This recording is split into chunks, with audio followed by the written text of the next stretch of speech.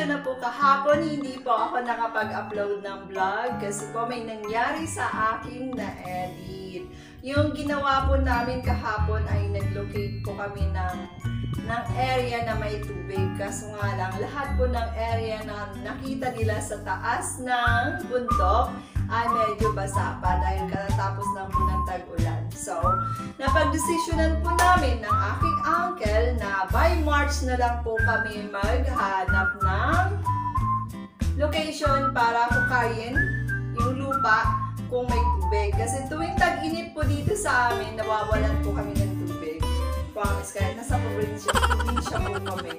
So, para may supply po kami, kailangan namin ng balon for family. Sometimes for community. Yeah, nagbibigayan po kasi dito. For now on, mga kabebe ko, yung mayroon na lang akong record last day, yesterday I mean, ay yung mga ipa-flash ko dyan sa aking screen. Then, yeah, sad to say talaga, dapat nai-upload ko yun. Pero dahil si KineMaster ay parang nagdidepende sa ating, ngayon ko lang po napagtantoy, si KineMaster po ay nagdidepende po doon sa ating memory, sa ating phone. Yeah, kasi tapos na ang mag-edit, so ang mali ko lang, pinura ko ang lahat ng video na na-edit ko sa KineMaster. Then, yun ang nangyari. Nung kinukuha ko na siya sa KineMaster, pagtingin ko, walang laman. Ultimo yung ano lang, yung aking intro lang ang nandoon. So, mamaya, ipapakita ko rin dito, or ngayon, ipa-flash ko dito yung mga nangyari. Ang ganda sana eh. Ang ganda na sana yung edit ko.